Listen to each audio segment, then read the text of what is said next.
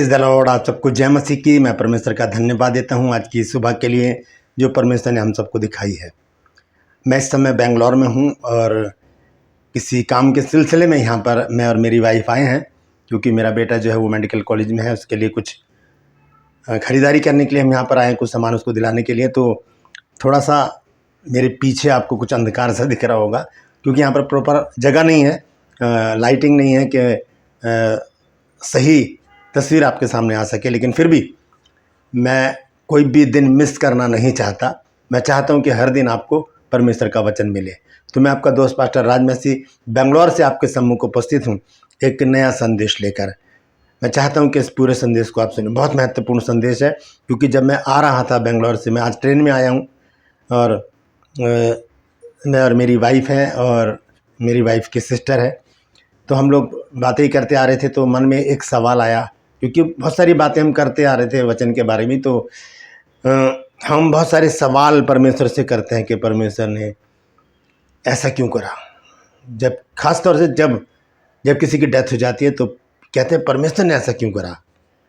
हमारे एक जानकार हैं और उनकी वाइफ, उनकी डेथ हो गई। तो उनकी बेटी ने मेरे को फ़ोन करके कहा कि कोई खुदा नहीं है, नहीं बच पाई मेरी मम्मी, चली गई। तो हम इस ऐसी बड़ी बड़ी बातें अपने मुंह से खुदा के खिलाफ, परमेश्वर के खिलाफ निकाल देते हैं। ये तो बहुत ही गलत है, क्योंकि परमेश्वर इन बातों से कभी प्रसन्न नहीं होता। क्यों? क्योंकि वचन में लिखा है कि हमारा परमेश्वर तो स्वर्ग में है, उसने जो चाहा वही किया, वो जो चाहता वही करता है। हम उसके सामने सवाल खड़े नहीं कर सकते, फिर भी हम सवाल करते हैं। और मुझे मौका नहीं मिला, नहीं तो मैं उस बेटी को बोलता कि बेटा कुछ महीनों साल पहले जब पापा का एक्सीडेंट हुआ था तुम्हारे, तो किसने बचाया था? बचाने वाला वही खुदा है, वही गॉड है, वही परमेश्वर है। तब क्यों नहीं कहा कि कोई खुदा नहीं है? तो हम परमेश्वर के सामने कोई भी सवाल नहीं कर सकते। हमारे सवालों से महत्वपूर्ण सवाल परमेश्वर का होता है।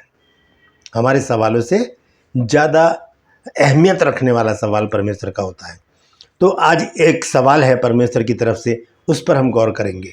और बने रहिएगा मेरे साथ, क्योंकि मैं चाहता हूं कि इस वीडियो को आप पूरा देखें और उन बातों को समझें, और उस बात को इग्नोर करें जब हमारे मन में बहुत सारे सवाल परमेश्वर के प्रति आते हैं। हम सोचते हैं कि परमेश्वर ने ऐसा क्यों किया, परमेश्वर को ऐसा नहीं करना चाहिए था, परमेश्वर हमारी क्यों नहीं सुनता, परमेश्वर को बहुत कुछ हम बोल जाते हैं। तो इस पर आज हम मनन करेंगे, तो बने रहिए मेरे साथ। और मेरा एक और चैनल है, आप सब अच्छी तरह से जानते हैं, ट्रू पल्स। तो उसमें आज का सवाल है कि लिखी है बाइबल की पहली पुस्तक किसने लिखी है, बाइबल की आखिरी पुस्तक किसने लिखी है। ये जानने के लिए आपको डिस्क्रिप्शन में जाना पड़ेगा, लिंक को क्लिक कीजिए और 15 सेकंड में जानिए कि किसने वो दोनों पुस्तकें लिखी हैं। Praise the Lord. मैं आपसे चाहता हूं कि आप मेरे साथ इस ज़िद में शामिल हो जाएं। ज़िद है सच को फैलाने की। Praise the Lord. तो आइए एक छोटी सी प्रार्थना करके आज के संदेश को शुरू करूंगा। प्रभु जी, मैं धन्यवाद देता हूं आज की सुबह के लिए जो तूने दिखाई है। प्रभु, मैं विनती करता हूं प्रभु जी, आज के दिन हमारी रहबरनी की बानी करना, आज के वचन को शेयर करने प्रभु मेरी मदद सहायता कर। मेरे होठों को, मेरे दिलो दिमाग को छूकर ब्लेस कर। मेरी आत्मा और मेरा शरीर तेरे ही कब्जे में रहे, ताकि बोलने वाला मनुष्य नहीं बल्कि तेरा आत्मा हो। जितने भी लोग इस वचन को देख रहे हैं, सुन रहे हैं, सब पर मैं तेरी आशीष बोलता हूँ। हर एक को आशीषित कर, हर एक की रोग बीमारी, चिंता, परेशानी को, दुख दर्दों को प्रभु जी, कर्जों को, नशे को प्रभु जी, बेरोजगारी को, बांझपन को, हर एक के घर से दूर कर दे प्रभु जी। अपने बच्चों के जीवन में बड़े काम कर, ताकि वो जान सके कि यीशु मसीह ने हमारे जीवन में अद्भुत काम किया, और वो गवाही दें कि यीशु मसीह है जो ऐसे काम करता है। Praise the Lord. परमेश्वर, मैं विनती करता हूँ जितने भी लोग इस वचन को सुन रहे, देख रहे हैं, आज उनकी बुद्धि खोल देना प्रभु, समझ खोल देना प्रभु, ताकि आज के वचन को समझें और अपने जीवन को उसी के अनुसार गुजारने वाले बन सके। प्रभु यीशु के नाम से मांगता हूँ, आमीन। Praise the Lord. तो आज का जो संदेश है वो बहुत महत्वपूर्ण है, क्योंकि हम आज जानेंगे कि हम किस प्रकार से परमेश्वर के ऊपर इल्ज़ाम लगा देते हैं, सवाल खड़े कर देते हैं, जबकि सब कुछ तो करने वाला वो है, हमें बनाने वाला भी वही है। आज हम जो बोल रहे हैं मुंह से तो उसी की देन है, हम देख रहे हैं आंखों से, उसी की देन है। हम सांस ले रहे हैं, उसी की देन है। हम भोजन कर रहे हैं, हम कपड़े पहन रहे हैं, हम अच्छे घर में रह रहे हैं, हमारे पास गाड़ी मोटर सब कुछ है, इसकी देन है, ये परमेश्वर की देन है। तो ऐसा परमेश्वर जो सब कुछ हमें देता है, हम उसके प्रति सवाल क्यों खड़े कर देते हैं? हालेलुया। तो आइए हम अपने सवालों को दरकिनार करते हुए, अपने सवालों को एक साइड करते हैं, उनको इग्नोर करते हैं। फिलहाल हम देखते हैं परमेश्वर का सवाल क्या है। परमेश्वर का सवाल देखेंगे हम उत्पत्ति की पुस्तक से देखेंगे। आज एक ही सवाल पे हम गौर करेंगे। आगे आने वाले दिनों में और भी बहुत सारे सवाल हैं जो परमेश्वर ने बाइबल में किए हैं, उन पर भी हम विचार करते रहेंगे। आज पहला सवाल हम देखेंगे। पहला सवाल है उत्पत्ति की पुस्तक 3 अध्याय और उसके 8 पद में। यहाँ देखते हैं, लिखा है, तब यहोवा परमेश्वर जो दिन के ठंडे समय वाटिका में फिरता था, उसका शब्द उनको सुनाई दिया। तब आदम और उसकी पत्नी वाटिका के वृक्षों के बीच यहोवा परमेश्वर से छिप गए। क्यों छिप गए? हम सब जानते हैं। उन्होंने आज्ञा का उल्लंघन किया, पाप किया और वो छुप गए, क्योंकि छुपता वही है जो गलत करता है। 9 आयत में देखिए वो सवाल है। तब यहोवा परमेश्वर ने पुकार कर आदम से पूछा, तू कहाँ है? दोस्तों, ये वो सवाल है जो आज मेरे से है, आपसे है, हर एक विश्वासी से है, हर एक मसीही से, हर एक क्रिश्चियन से है, हर एक ईसाई से है कि तू कहाँ है? हम कहाँ पर हैं? हमें कहाँ होना चाहिए, लेकिन हम होते कहाँ हैं? Praise the Lord. ये सवाल बहुत गंभीर है, क्योंकि परमेश्वर तो प्रतिदिन आता है। परमेश्वर तो कभी नहीं बदलता। परमेश्वर तो हर समय अपने समय पर आ जाता है। जो समय हम नियुक्त करते हैं, परमेश्वर वहाँ पर उपस्थित हो जाता है। लेकिन जब हमें नहीं देखता तो उसके मन में एक सवाल उठता है कि तू कहाँ है? राज मसीह तू कहाँ है? अगर हम आदम को यहाँ से, आदम की जगह अगर अपना नाम लगाएं, यहाँ लिखते हैं, मैं आज जैसे पढ़ देता हूँ। तब यहोवा परमेश्वर ने पुकार कर आदम से पूछा। तब यहोवा परमेश्वर ने पुकार कर राज मसीह से पूछा कि तू कहाँ है? हो सकता है कि मैं किसी गलत काम में लगा हूँ, हो सकता है कि मैं किसी की बुराई कर रहा हूँ, हो सकता है कि मैं नशा कर रहा हूँ, हो सकता है कि मैं व्यभिचार कर रहा हूँ, मैं वैश्यालय गया हूँ, हो सकता है कि मैं ऐसे अनर्गल दोस्तों के साथ बैठकर अपनी मस्ती मार रहा हूँ, हंसी मजाक कर रहा हूँ, ठट्टा कर रहा हूँ। हो सकता है कि मैं किसी गलत काम में लिप्त हूँ। परमेश्वर तो अपने स्थान पर आ गया। वो चाहता है कि मैं अपने बेटे के साथ संगति करूं, मैं अपनी बेटी के साथ संगति करूं। वो वचन पढ़े और मैं उसके भेद उसको बताऊं। वो मुझसे प्रार्थना करे, मैं हाँ और आमीन में उसका जवाब दूं। वो मेरी आराधना करे और मैं प्रसन्न होकर उसको आशीषित करूं। परमेश्वर यही चाहता है। परमेश्वर को तो कुछ भी नहीं चाहिए, वो खुद हमें देने वाला है।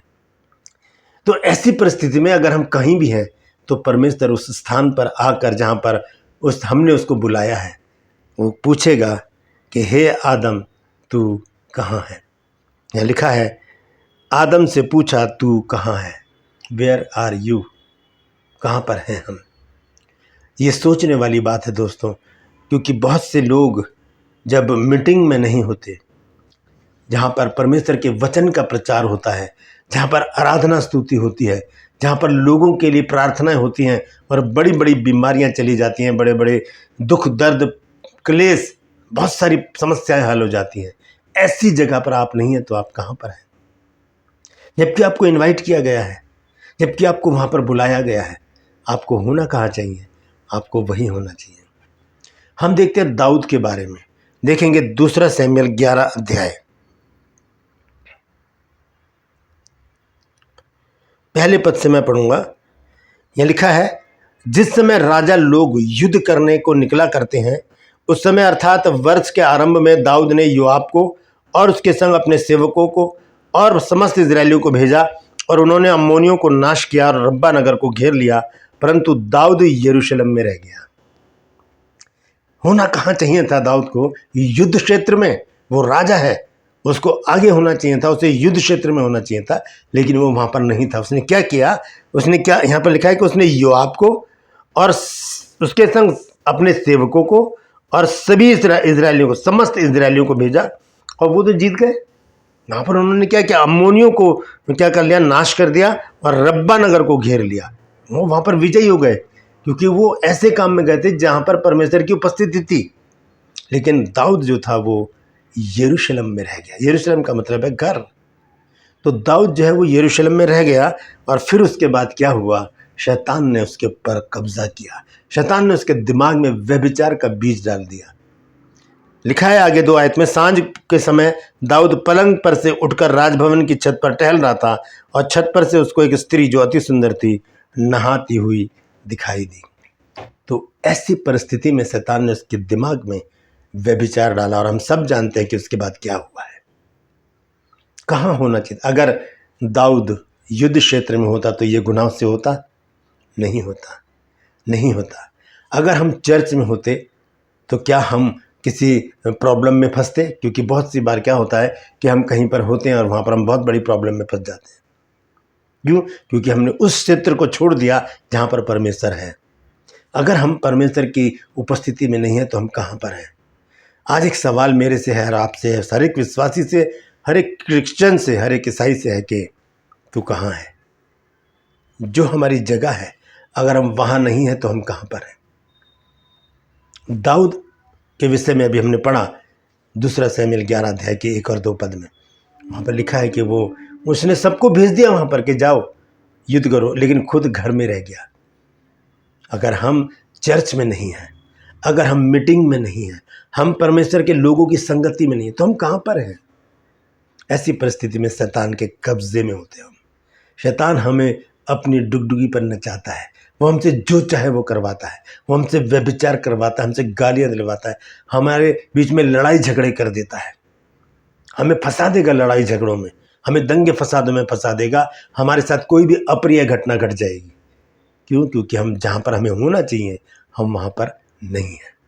तो दोस्तों, ये बहुत बड़ा सवाल है परमेश्वर का आज मेरे लिए और आप सबके लिए कि तू कहाँ है?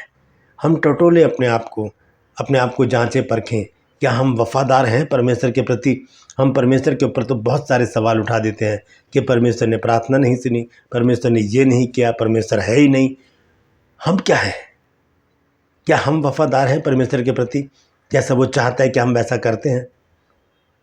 क्योंकि परमेश्वर ने हमें बनाया है, हमने परमेश्वर को बनाकर खड़ा नहीं किया, परमेश्वर ने हमें अपने हाथों से बनाया है। तो आज इस सवाल पर गौर कीजिएगा सारा दिन। अगर परमेश्वर कहता है कि तू कहाँ है, तो परमेश्वर की ओर हाथ उठा करके ये प्रभु मैं तेरी उपस्थिति में रहना चाहता हूँ, मैं तेरी उपस्थिति में रहना चाहती हूँ, ताकि जब तू मुझे पुकारे कि तू कहाँ है मैं कह सकूँ प्रभु मैं यहाँ हूँ। जैसे शमूएल को पुकारा परमेश्वर ने और शमूएल ने आकर कहा हाँ प्रभु बोल, तेरा दास सुन रहा है। Praise the Lord. हम भी उसी समय उपस्थित हो जाए जब परमेश्वर हमें पुकार रहा हो। Praise the Lord. परमेश्वर इन वचनों के द्वारा हम सबको आशीष दे। यदि कुछ नया सीखा है तो ज़रूर बताइएगा कमेंट सेक्शन में आकर। इस वीडियो को शेयर कीजिए ताकि और भी लोग इन बातों को जान सकें, और मेरे इस चैनल को सब्सक्राइब कीजिए, बेल आइकन को दबाइए ताकि नोटिफिकेशन आपके पास पहुंचे, नया वीडियो बिना व्यवधान के आपके पास पहुंच जाए। मेरे वीडियोस को लाइक कीजिए, शेयर कीजिए और कमेंट सेक्शन में आकर ज़रूर मुझसे बातचीत कीजिए और मुझे बताइए कि आपको मेरा प्रयास कैसा लग रहा है। मैं आपसे गुजारिश करता हूं कि मेरा एक और चैनल है जिसका नाम है ट्रू पल्स, उसे भी ज़रूर सब्सक्राइब कीजिए। और आज का उसमें सवाल है कि सबसे पहली पुस्तक, बाइबल की सबसे पहली पुस्तक किसने लिखी और सबसे आखिरी पुस्तक किसने लिखी? डिस्क्रिप्शन में जाइए, क्लिक कीजिए और जान लीजिए कि वो कौन 2 लोग हैं। अगर आपको पता है तो आप भी लिख दीजिए। Praise the Lord. मेरे साथ मेरी मुहिम में शामिल हो जाइए, जिद है सच को फैलाने की। हमारा प्रेयर सेंटर चल रहा है, word of truth prayer centre, उसमें आप अपने प्रेयर रिक्वेस्ट भेजिए। बहुत सारी गवाहियाँ आ रही हैं, वो मैं किसी दिन एक वीडियो इस पर बनाऊंगा ज़रूर।